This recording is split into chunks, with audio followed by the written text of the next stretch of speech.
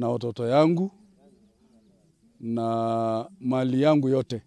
Na hiyo shamba tumekaa kwa muda zaidi ya miaka 25.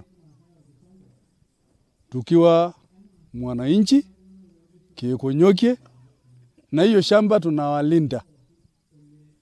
Kuna uchaguzi ambaye sisi tunaenda tarehe 24 mwezi wa 5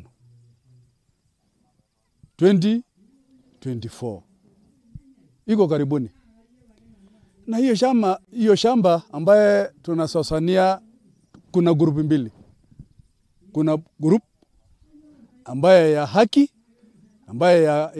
ambaye wananchi wanataka, na kuna grupu ingine ambaye wanataka na watu ya nje. Watu ya nje, watu ya Nairobi, watu yanatoka mahali yoyote, ambaye hiyo shamba, kuna grupu hiyo ambaye ilikuwa anaendesha na hao watu. Anatumika na watu. Na hao watu pia ni Keekonyokie, lakini wanatumika na watu ya nje. Na sisi tumekataa. Kwamba siku ya tarehe 24 wote tuweze kukongamano kule Kibiko, kwa sababu ya kuweza kwenda kuchagua chair ambaye ni mtu ameweza kutuwekea title miaka 25, na bila shaka tunaamini ya kwamba mpaka mwisho yeye ndiye ataweza kutushikilia, na yeye ndiye atakuwa anatuweka katika hali ya amani. Na sisi tunaomba kwamba eneo lile la Kibiko ni eneo ya Wamasai ya Keekonyokie, na tunaomba ya kwamba tupewe haki yetu. Wale watu ambao wanajiweka katika hali ya kunyang'anyana, kwa sababu hiyo ni kutunyang'anya haki yetu.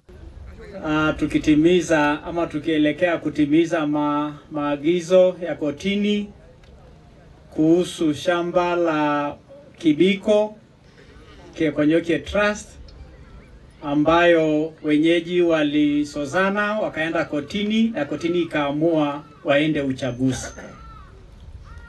Kwanza, kama taifa linaloheshimu sheria, maagizo ya kotini wote tutatii, na kwa sababu tunaenda kwa mambo ya uchaguzi, tumekuja kuzungumza na watu wetu na kuomba kura yao kwa heshima na kutoa uelekezi, kwa sababu shamba la Kibiko ni shamba ambayo iko na wenyewe.